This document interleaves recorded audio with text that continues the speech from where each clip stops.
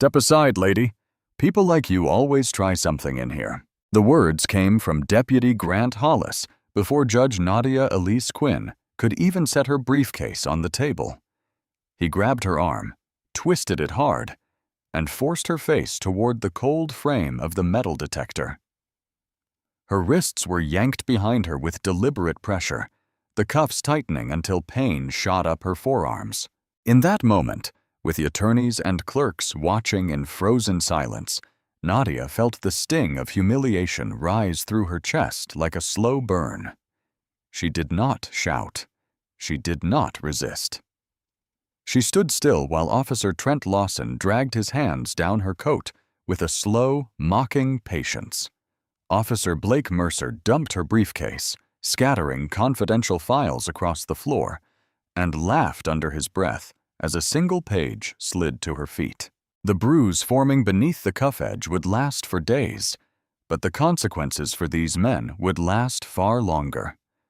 None of them knew that the woman they had just humiliated was the federal judge assigned to their civil rights case.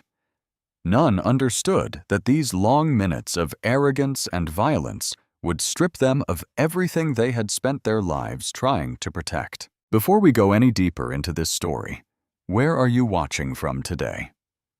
If this case moves you, please subscribe to the channel and give the video a like. It helps others find these stories, and it keeps this work alive. Judge Nadia Elise Quinn left the Brooklyn Bridge City Hall station that morning, her breath visible in the bitter winter air as she walked the familiar path toward 500 Pearl Street. She carried a long black wool coat, a cashmere scarf, and a briefcase filled with 400 pages of discovery in United States versus Lawson and Mercer, the case she had studied until midnight. She expected a long day and a hard trial, but nothing in her training, not even her years as a federal prosecutor, prepared her for the violence waiting at the courthouse entrance. Hollis had stopped her once earlier that month, but she had dismissed it as carelessness. Today, there was a smirk on his face and a quiet satisfaction in the way he blocked her path. She identified herself. She spoke with calm authority. Yet he held her badge to the light as though he were examining forged currency. Lawson stood nearby with a paper coffee cup, eyes cold. Mercer hovered slightly behind him. Both men were due in her courtroom for their trial that morning. Yet neither expected that the woman in front of them was their judge. They saw only a black woman in a winter coat. They saw a target. Lawson leaned close enough for her to smell the stale bitterness of his drink. He spat on the marble and murmured that she matched the description of a person they were told to look out for. Possible threat. Possible disruption.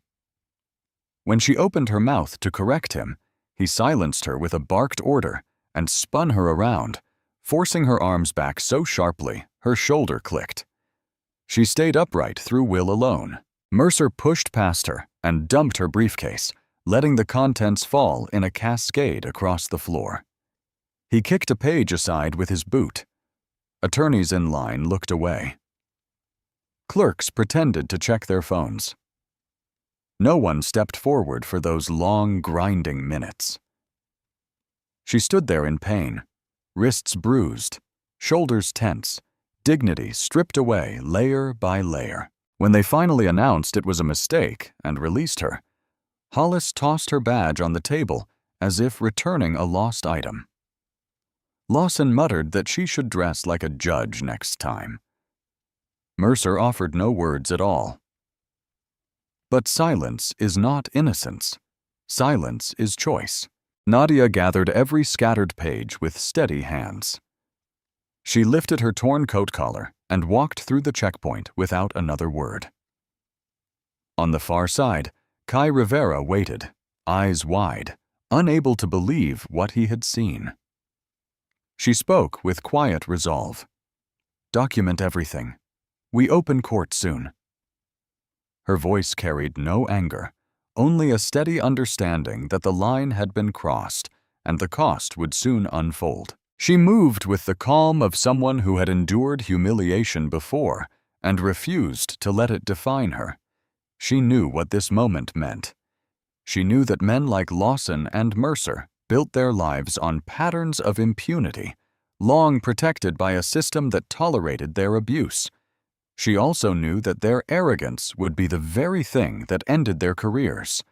They had drawn a line in front of the wrong woman. They had violated a judge on her way to court. And before the day was done, before the jury even took their seats, the truth would begin to unravel their defenses stitch by stitch. Nadia stepped into the elevator, her wrists throbbing under the sleeves of her coat. She stood tall, breathing slowly, forcing her mind to settle before she reached the courtroom. She carried her pain quietly, not because she wanted to appear unshaken, but because she understood the weight of the moment. She could not allow emotion to blur her judgment. When the doors opened on the 23rd floor, she walked with measured steps toward chambers, aware that every move she made from now on must be deliberate. She knew the world would soon learn what happened at that metal detector. She knew the defense would claim misunderstanding. She knew the police union would call her biased. She knew the headlines would question her stability. She also knew that truth once revealed holds its ground. She sat at her desk long enough to inspect the bruise forming beneath her wrist. She let herself feel it, not the pain itself, but the memory it carried. Her father beaten by police years earlier, her law school years spent studying cases of misconduct, the promise she made at her confirmation hearing to protect the Constitution without fear or favor. Today would test that promise. She rose, corrected her coat, and gathered the corrected files Kai had already reorganized. She thanked him with a quiet nod. No dramatic words, no expression of fear. Nadia had lived through too much to be shaken by men like these. She understood what they were. She understood what they believed they could get away with. But she also understood the law, and she understood the power of evidence. When she stepped through the side door of the courtroom, the room fell silent. Reporters stared. Defense counsel blanched. Lawson and Mercer slowly realized what they had done. Nadia took her seat with calm authority and called the case. Her voice was steady, her judgment unclouded. The trial was set to begin, and so was their unraveling. Lawson felt the first crack of fear when the side door opened and Judge Nadia Elise Quinn stepped into courtroom 23B, wearing the same torn coat they had mocked hours earlier, her wrists still marked by the cuffs they had tightened. The courtroom went silent in a single breath. Reporters froze with their pens mid-air. Defense counsel stared at her with widening eyes. Nadia walked to the bench with calm, deliberate steps, the measured stride of someone who had already decided she would not let humiliation guide her judgment. "All rise." The words echoed, and every person in the room rose. Lawson whispered to Mercer, "That's her. We're finished." His voice trembled, the first sign of a man who finally understood that the violence he thought was invisible had found its witness. Nadia looked directly at them, her expression still, her tone controlled, her presence undeniable.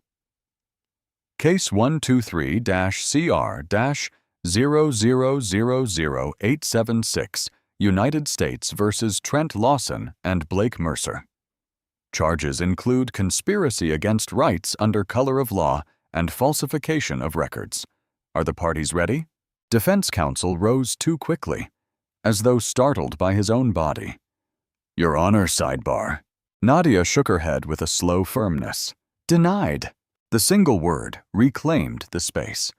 It reminded everyone that justice does not pause to protect the comfort of men who have spent years exploiting silence. She allowed no delay. She allowed no retreat. She moved the trial forward with a clarity shaped by years of endurance and a morning that had stripped away every illusion these officers had about how power shields them.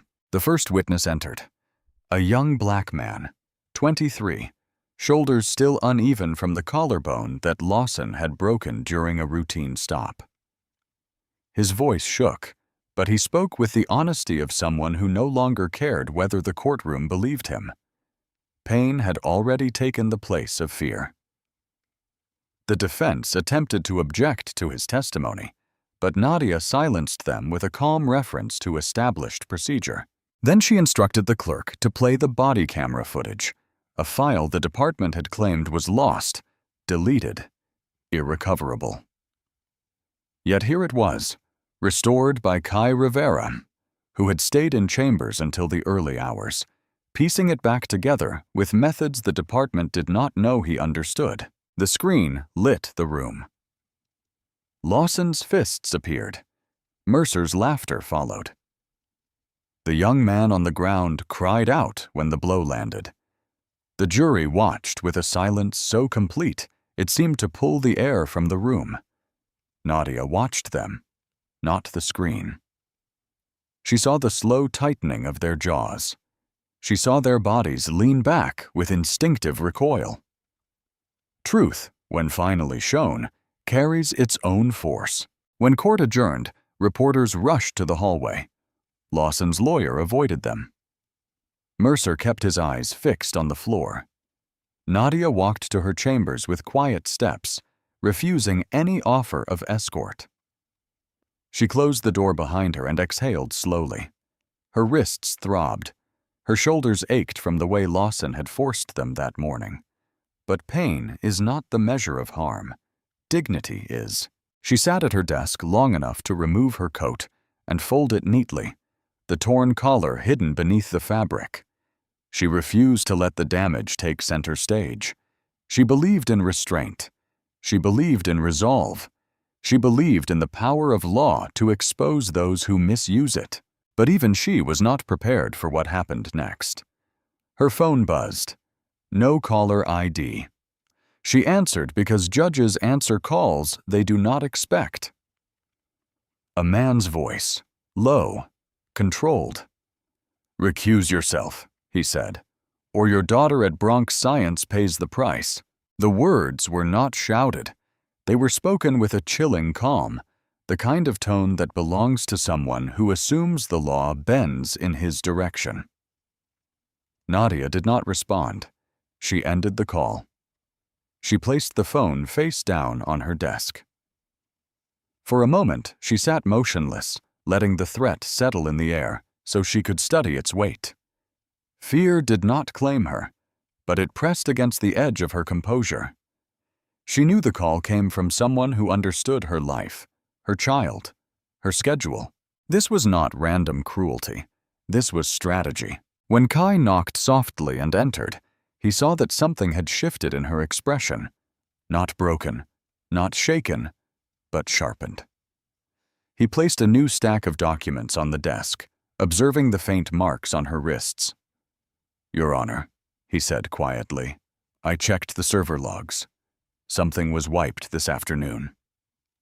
His voice carried a restrained urgency, as though he did not want to alarm her, but could not hide the truth. She listened, absorbing each detail with measured calm. Others might have cried. Others might have taken immediate leave. But Nadia reached for a legal pad and began writing. She understood that corruption thrives when fear closes the door on justice. She would not close that door. That evening, the courthouse halls emptied. The fluorescent lights hummed. Nadia remained in chambers, reviewing motions, transcripts, and the digital reconstruction of the footage. She saw the exact moment Lawson's arm rose. She saw Mercer stepping back to avoid being caught in frame. She saw the pattern of behavior she had spent her career prosecuting. She saw evidence that matched testimony from dozens of cases previously dismissed for lack of corroboration. A pattern long ignored, a pattern tolerated, a pattern now illuminated because arrogance blinded these men to the identity of the woman they assaulted. Her daughter texted her, "Home from practice, studying, love you." Nadia typed a simple reply, "Love you too. Be safe." She did not tell her what happened. She did not mention the threat. She guarded her child's innocence with the same devotion that guided every ruling she made. She then informed security of the call, documented it, and requested protective review procedures without disclosing more than necessary. She knew what steps to take. She had taken them for victims in her courtroom for years. Now she took them for herself. Near midnight, she reviewed the order she planned to issue the next morning.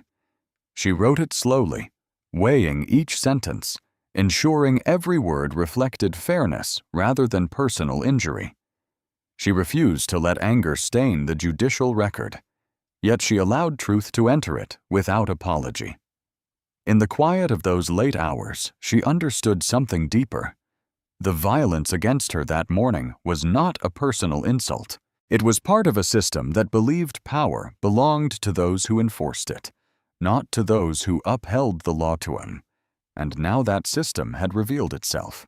The courtroom tomorrow would not only examine Lawson and Mercer, it would examine everyone who protected them, everyone who erased complaints, everyone who claimed footage was missing, everyone who threatened her child.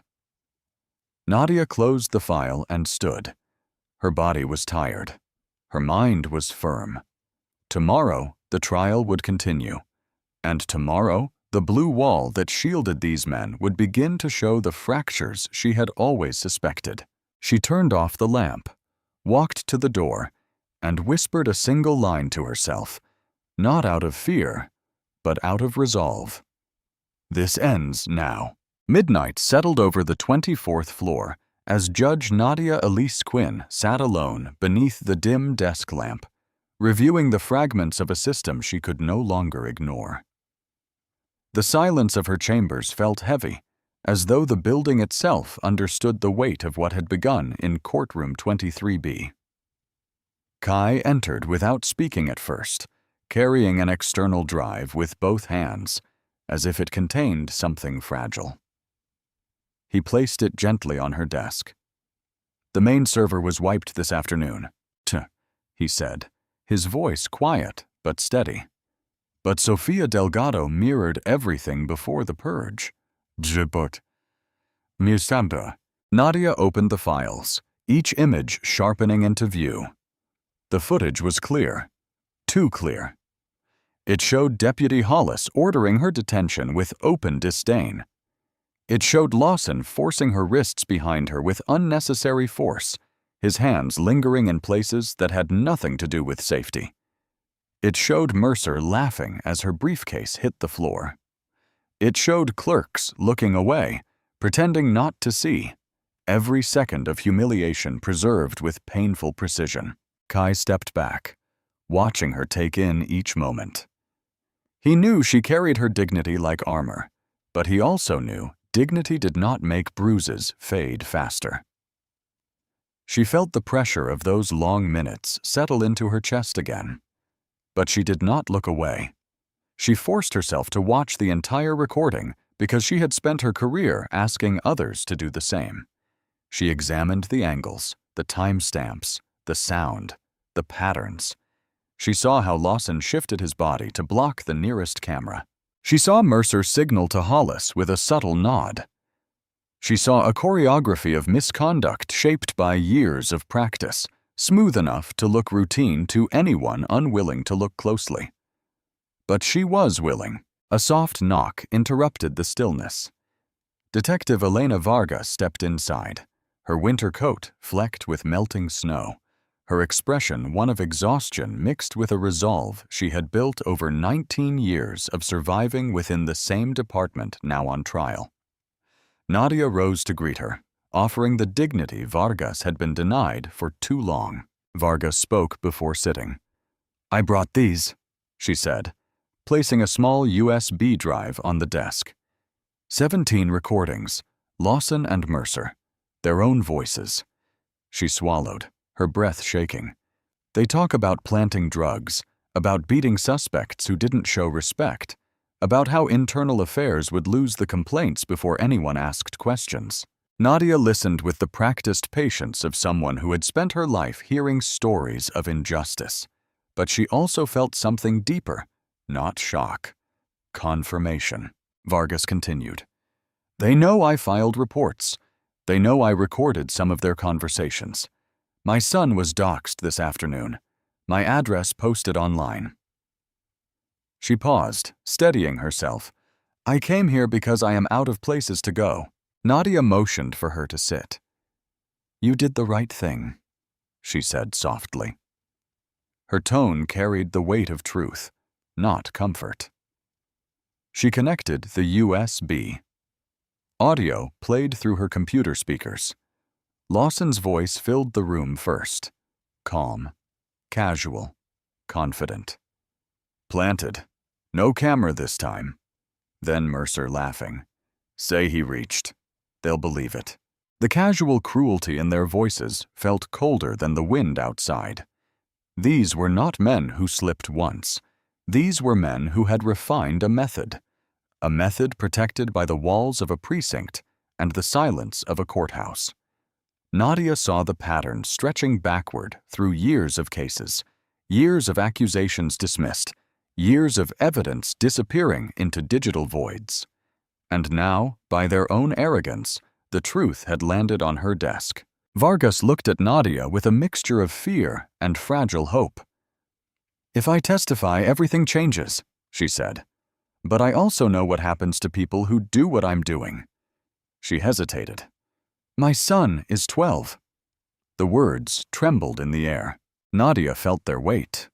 She understood the danger that came when someone decided to pierce the blue wall. She also understood the duty that came with her role. You and your son will be protected, Nadia said with quiet certainty. I will request United States Marshal supervision tonight. Vargas nodded, her shoulders lowering by a fraction. She had carried her fear alone for too long. As the night deepened, snow drifted across the windows overlooking Foley Square.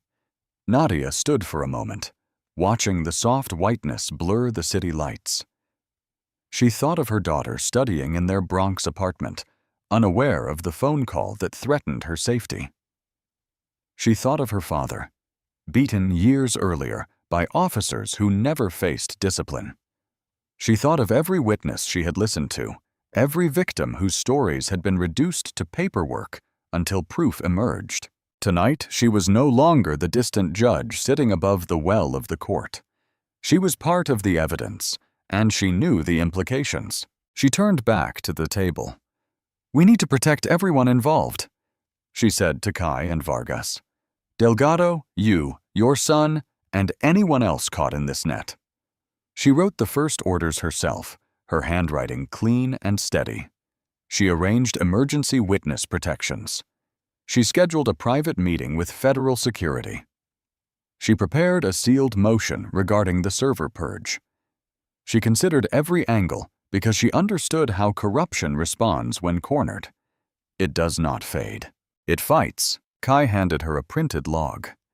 This shows the exact moment the server was erased, he said. And it shows who had access. Nadia scanned the names. Hollis, Lawson, Mercer. A system of permissions crafted to grant them control and shield them from oversight. There's more, Kai added. Delgado said Chief Judge Donovan Briggs has been making personal inquiries about this footage for weeks. Nadia paused. She felt the shift. Corruption did not stop at the checkpoint. It reached higher. She sat again, letting everything settle in quiet layers. The abuse at the magnetometer was not an isolated act. It was a symptom. The wiped server was not sabotaged by panicking officers. It was protocol. The recordings Vargas carried were not new behaviors. They were habits, protected habits, institutional habits. Nadia inhaled slowly. She knew she could recuse herself. She knew she could walk away and hand the case to another judge who would inherit both the danger and the chaos. She also knew that stepping aside would send a message to every victim who ever doubted the system. Even a judge with power and law behind her could be intimidated into silence. She looked again at her bruised wrists. They were still tender, but pain was not weakness. Pain was memory, and memory guides judgment. She turned to both of them. "We proceed," she said, "no matter how deep this goes." Vargas lowered her head with visible relief. Kai exhaled slowly. The three of them understood the magnitude of what had begun. The trial was no longer about two officers. It was about a decade of concealed misconduct, stretching from a precinct to the upper floors of the courthouse itself. Nadia issued the final order of the night: United States Marshal Protection for Vargas and Delgado, immediate data preservation, and sealed testimony protocols. When the last document was signed, she shut down her computer and stood. Her body felt heavy, but her purpose felt sharper than it had in years. She whispered to herself, "They think they broke the right woman." She reached for her coat. They didn't. By the end of the week, the storm around Judge Nadia Elise Quinn no longer lived inside the courthouse walls. It spilled into headlines, television panels, donor meetings, and backroom conversations where power brokers spoke in low tones about controlling the narrative before it consumed them. The New York Post ran its first attack piece at dawn. "Federal judge accuses hero cops of assault. No evidence," the headline declared, followed by a photograph of Lawson in full uniform holding a rescued puppy from a staged community event years earlier. Cable networks repeated the story before breakfast. Commentators on morning shows referred to Nadia as emotional, aggressive, or unfit for objectivity. By afternoon, a panel held up her torn coat as proof she was manufacturing victimhood for political gain. No one mentioned the video they had not yet seen. No one asked why the server had been wiped. No one questioned why a sitting federal judge would risk her career on a false accusation. The truth did not matter. The narrative had already been built. The Police Benevolent Association spent $2 million on ads demanding her immediate recusal, calling her biased against law enforcement.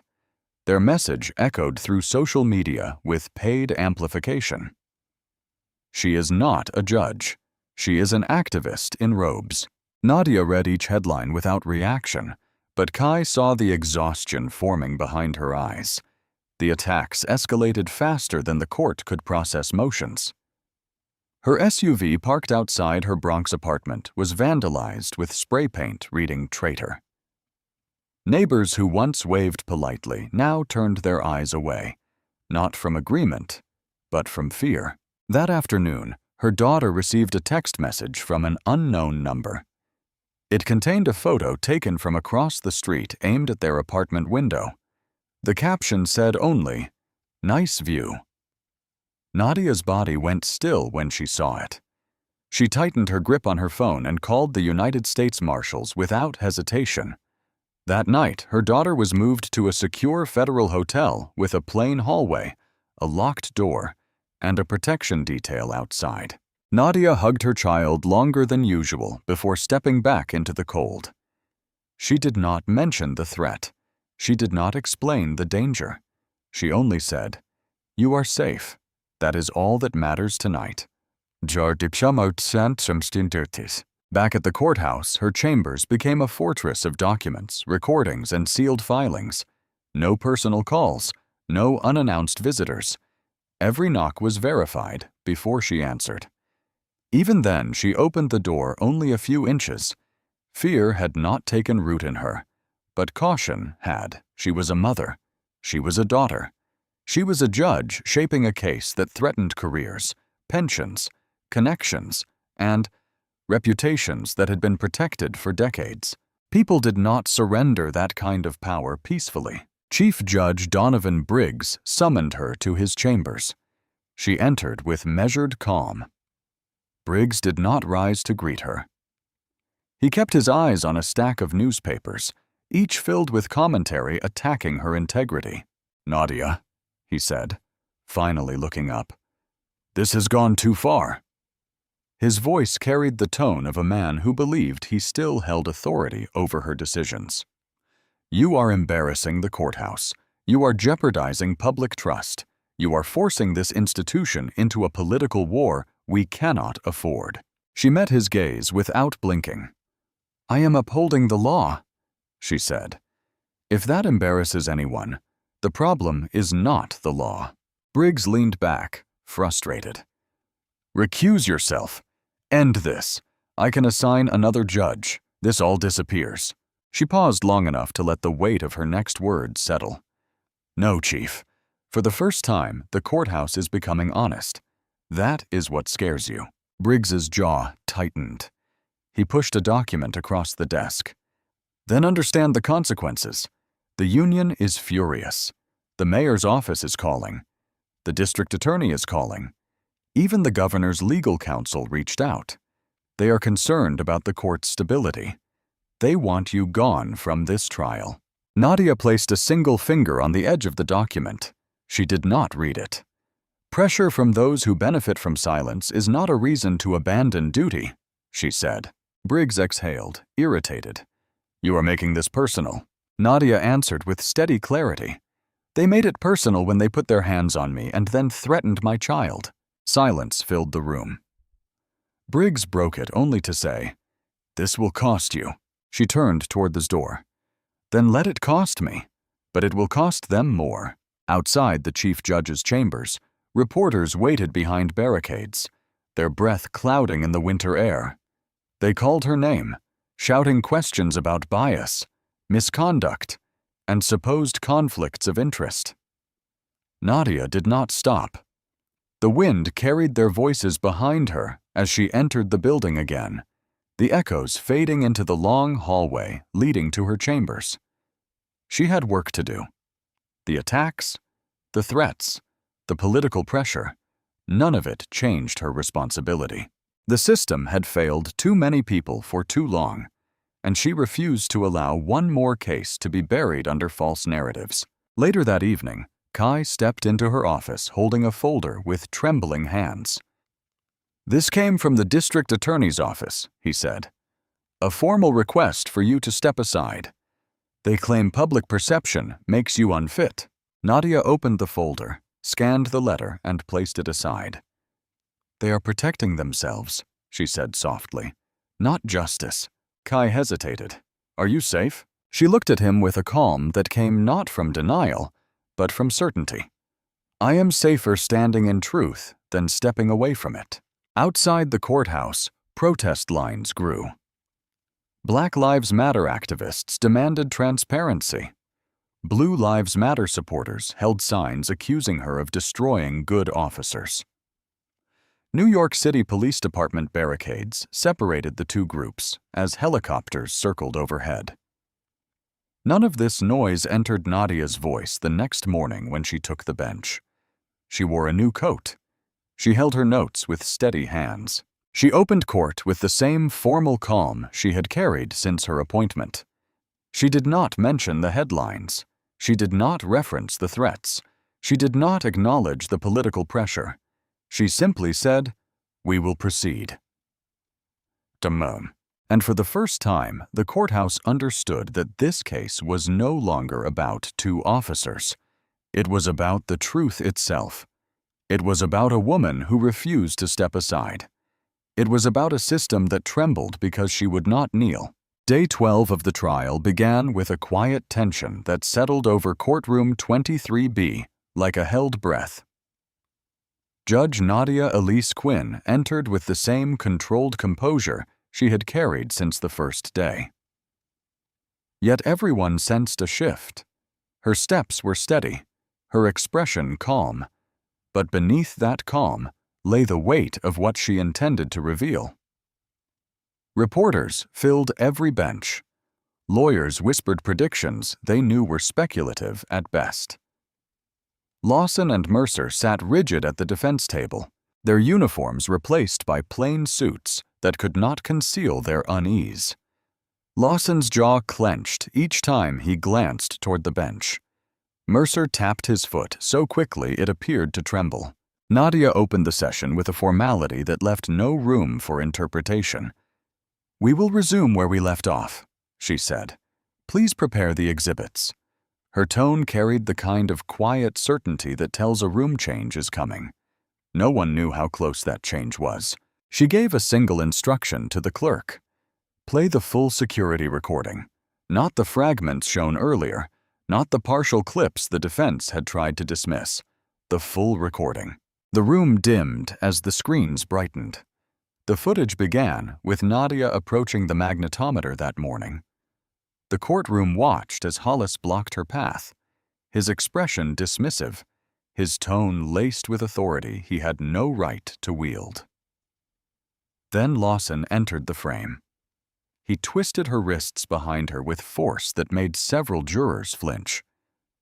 Mercer dumped her briefcase, scattering every page. On the recording, no one intervened. No one objected. No one questioned the violation happening in plain view. Nadia sat still as every second replayed.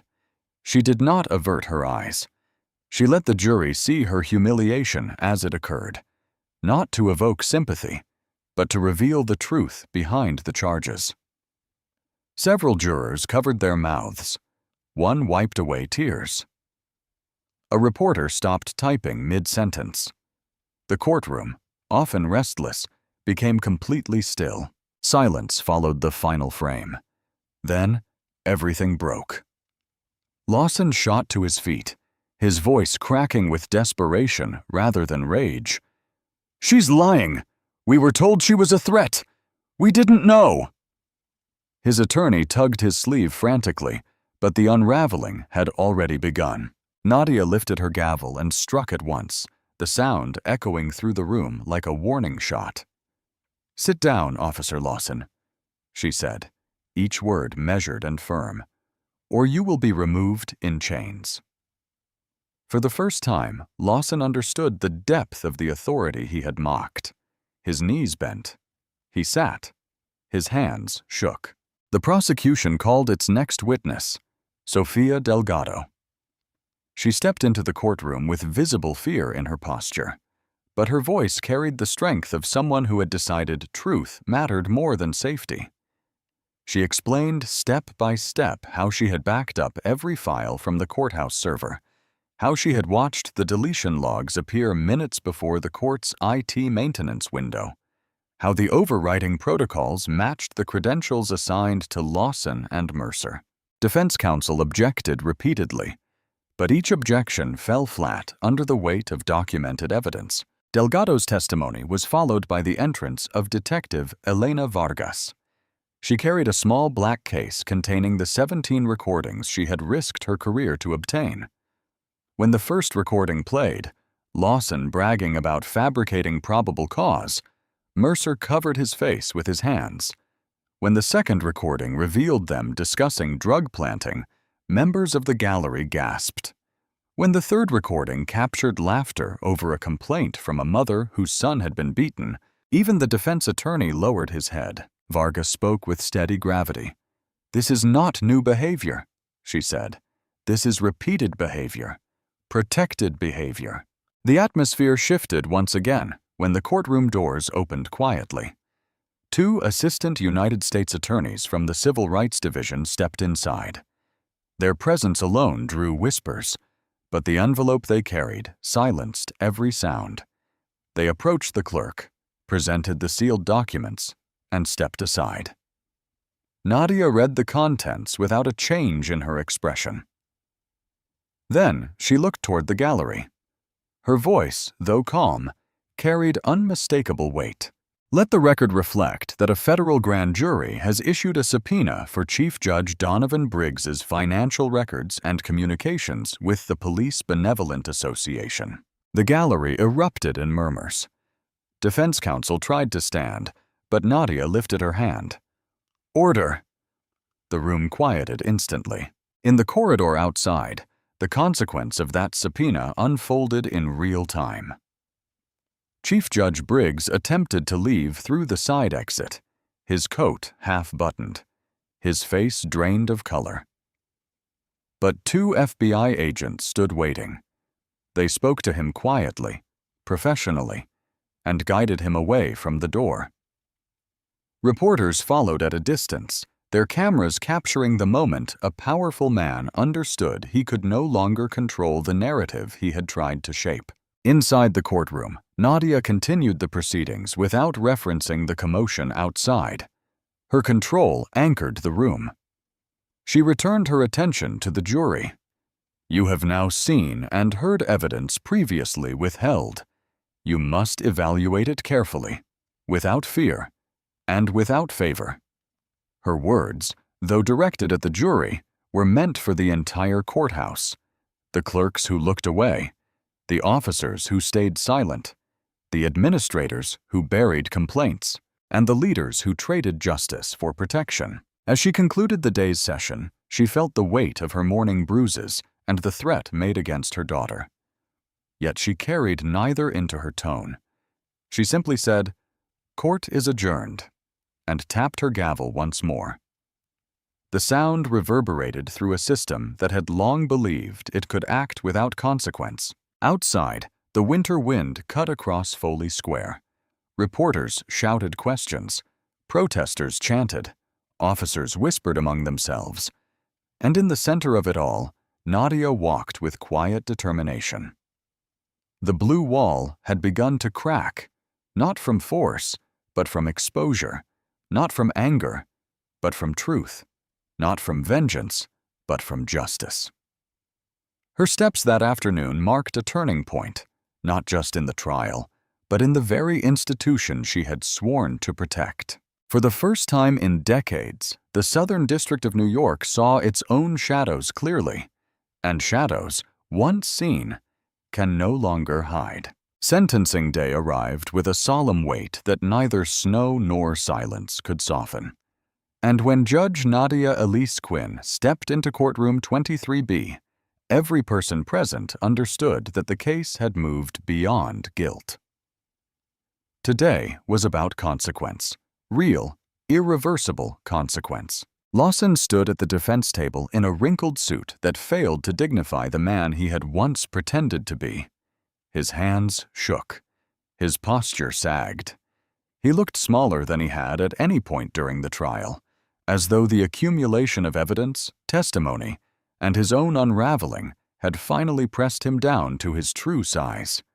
Mercer stood beside him, eyes fixed downward, his lips pale, his breath shallow. He had cooperated late in the process, but not early enough to escape the weight of what he had done. Hollis was absent, transported from a federal holding facility under medical observation. The room felt colder for it. Nadia began with the same calm she carried through every phase of the trial. She read the charges, the findings, the statutes. Her voice did not rise. It did not soften. It held the steady rhythm of truth long withheld and now immovable. She addressed Lawson first. Trent Lawson, the court has reviewed the evidence, the testimony, and your history of misconduct. You engaged in repeated violations of constitutional rights under the color of authority. You falsified records. You inflicted physical and psychological harm. You attempted to obstruct justice. You acted with intention. Lawson lifted his eyes for a moment, just long enough to reveal regret unaccompanied by accountability. The courtroom remained silent. Jurors watched with grave focus, aware they had participated in a turning point. Nadia continued, "It is the judgment of this court that you serve 120 months in federal custody. You will forfeit your pension. You will pay restitution in the amount of $2,800,000. You will be subject to supervised release. You will lose the badge you misused." The words struck harder than any gavel. Lawson's face collapsed into a look of disbelief, as though he had expected the familiar protection of the blue wall to cushion his fall. But there was no wall left. Then she turned to Mercer. He trembled slightly, his voice quiet when he finally spoke. "Your Honor, I cooperated. I tried to—" She lifted her hand gently. "Mr. Mercer, the court acknowledges your late cooperation. But cooperation does not erase the harm you chose to enable. You knew what was happening. You remained silent. You allowed violence to occur. You hid evidence. You threatened the safety and dignity of those you were sworn to protect. Mercer nodded slowly, tears gathering but not falling. Nadia delivered the sentence with the same clarity as before. It is the judgment of this court that you serve 96 months in federal custody. Your pension and benefits are revoked. Restitution is ordered. You will no longer serve in law enforcement. Mercer closed his eyes as though bracing for a wave large enough to pull him under. His attorney placed a hand on his shoulder, but the gesture offered little comfort. Nadia then addressed the third man, whose conduct had shaped the case. Deputy Grant Hollis is hereby sentenced to 72 months in federal custody for obstruction, falsification of security records, and repeated civil rights violations.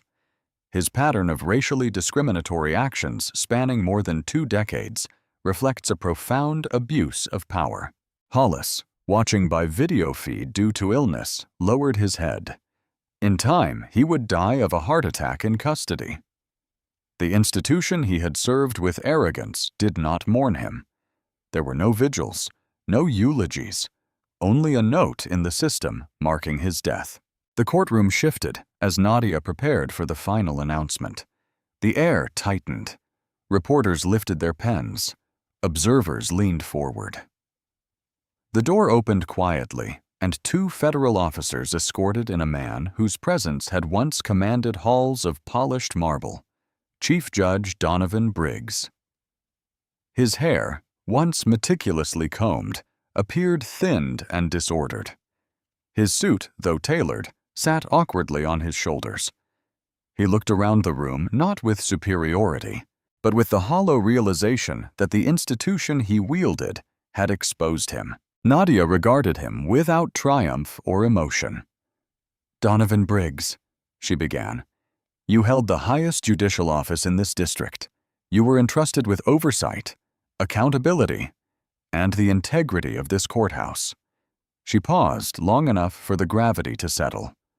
"Instead, you accepted financial contributions from the Police Benevolent Association while overseeing cases involving officer misconduct. You obstructed investigations. You pressured judges.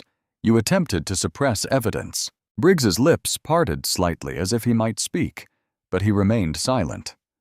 "For these actions, you are sentenced to 84 months in federal custody, followed by forfeiture of your judicial title and all related privileges." His shoulders fell with the quiet collapse of a legacy undone. The final figure addressed was Manhattan District Attorney Victoria Langley. She stood with stiff posture, her political poise unable to mask the fear beneath. She was not being sentenced for a crime, but was called forward for formal censure. District Attorney Langley knowingly used her office to obstruct the release of legitimate complaints regarding the defendants. She acted in concert with political actors to influence public perception of the case. Langley's chin trembled. Nadia concluded, "This court issues a formal reprimand and refers the matter to the State Oversight Commission. You are hereby censured." Langley would resign within weeks, losing her re-election bid by 40 points and eventually taking work defending insurance companies at a fraction of her former salary. When the proceedings ended, the courtroom remained still. The sentences had not only punished individuals, they had pierced a system that relied on secrecy, habit, and fear. The echo of consequence lingered in every row. Nadia closed the session with a tone softened only by truth. "Justice is not comfort," she said. "Justice is accountability." When she stepped into her chambers, the door closed behind her with a quiet sound that felt heavier than usual. She removed her robe and sat, resting her hands on the desk. Her wrists still bore faint discoloration from the assault weeks earlier. She touched the marks gently, not with anger, not with pride, but with recognition. She had sentenced the men responsible. She had confronted the institution that protected them. And yet the toll remained. She required 2 years of therapy for post-traumatic stress disorder. Loud footsteps in courthouse hallways made her pulse quicken. The metallic click of handcuffs still caused her breath to catch. Healing was not linear. It was steady, private work. But the consequences she delivered today ensured that the harm she endured would not be repeated without resistance. Her pain became testimony. Her endurance became precedent. Her judgment became the warning the system had long needed. And though the trial was over, she understood something deeper. Justice does not end with sentencing. It begins there. 1 year later, the winter wind moved differently around 500 Pearl Street, as though the courthouse itself carried a quieter, steadier breath. The protests had faded. The barricades were gone. Yet the memory of what happened inside those walls still lived in every hallway, every courtroom, every whispered conversation between young clerks who had entered the profession with clearer eyes because of Judge Nadia Elise Quinn. A bronze plaque now stood at the entrance, simple in design, yet profound in message. Civilian Complaint, Review Board, Southern District Oversight Office. It marked the first time in the court's history that civilian oversight had been woven directly into its structure. No one spoke of it as a gift. It was a reckoning, a boundary, a promise that the days of buried complaints and missing footage were no longer the accepted norm. Officers entering the building now wore tamper-proof body cameras without exception. Their footage streamed to an independent federal server beyond their reach. Internal Affairs had lost its gatekeeping power. Attorneys who once rolled their eyes at misconduct claims now approached such allegations with the seriousness they deserved. Reform, once considered a fragile hope, had become daily practice. Inside her chambers, Nadia Elise Quinn reviewed a new docket, her handwriting steady, her focus unwavering. She had been confirmed as Chief Judge of the Southern District of New York, the first Black woman in its history to hold the position. The Senate vote came with praise, analysis, criticism, and all the noise she had learned to filter. She accepted the role not for ceremony, but for responsibility. Yet she refused the lavish celebration the court planned. She did not need applause. She needed integrity. She needed truth rooted firmly enough that it could not be swept aside the next time someone decided a complaint was inconvenient. Her chambers now held 2 new staff members assigned to oversight coordination. Kai remained her senior clerk, more confident than the young man who once trembled bringing her evidence of corruption. Sofia Delgado now worked under federal protection in an expanded IT role, her mirrored drive protocol adopted district-wide. Detective Elena Vargas had been reassigned to the Federal Task Force on Civil Rights, her courage finally acknowledged by the institution that once marginalized her. Each of them represented a thread in the web of truth that had lifted the courthouse into a new era. Yet change came with cost. Nadia still felt the echo of her trauma each morning when she fastened her coat. She still paused when passing the security checkpoint, even though every officer now rose when she approached. She still heard the metal click of handcuffs in her memory, sharp and sudden, even when no sound existed. Healing, she learned, was not a moment. It was a long, steady discipline. She met with her therapist twice a week. She meditated at dawn. She kept her daughter close, guiding her through the fear that had once darkened their home. But she never allowed pain to define her. She carried it the way she carried every difficult truth, quietly, clearly, without shame. On Christmas Eve, Nadia stepped onto the courthouse roof. The city stretched below her, a mosaic of windows glowing against the cold. She wore a black coat, the collar lifted slightly against the wind. Her breath rose in small white clouds. The courthouse lights illuminated the faint scars on her wrists as she touched them, not with sorrow, but with reflection. She looked toward the horizon where the bridges shimmered under winter fog. She remembered her father's beating years earlier. She remembered the humiliation of that morning at the magnetometer. She remembered the fear in her daughter's eyes when security moved them to the federal hotel. She remembered the silence of the courtroom as her assault played on the monitors. She remembered the sentences she had delivered. She remembered each cost along the way, and she spoke softly into the wind, her voice carrying the weight of every moment that brought her here. "I didn't break the blue wall," she said. "I just made sure the next black woman who walks through those doors doesn't have to bleed to do her job." She let the words settle into the cold air. They did not drift away. They stayed.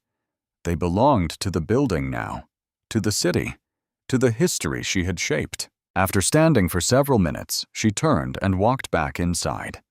Her steps were quiet, but they carried the steadiness of someone who refused to be undone by what she had endured. She returned to her chambers, where a single desk lamp cast a warm light across a stack of new case files. She removed her coat, smoothed her sleeves, and sat down. Outside, holiday songs drifted faintly from passing cars. Inside, she opened the first file, a civil rights complaint filed by a young man from Harlem. A search gone wrong, a pattern too familiar. She examined the facts with care. She took notes in crisp, deliberate lines. She paused only to sip a cup of tea that had long since cooled. The night grew deeper. The courthouse lights glowed against the frost, and Nadia continued her work, not out of obligation, but out of purpose. She understood something clearly now. Justice is not an achievement. It is a practice, a discipline, a commitment renewed each day. The trial had ended, but her duty had not. She lifted her pen, turned to the next page, and read with steady focus. One case ended. Another began. And beneath the weight of both, she remained the same. A woman who had confronted a system, borne its retaliation, endured its cost, and risen not for herself, but for everyone who would follow. The work, she knew, was never finished, and that truth, spoken without fear, was her legacy. Thank you for taking the time to listen to this story. If it moved you, please subscribe to the channel and give the video a like. Your support helps these stories reach more people and keeps this work alive.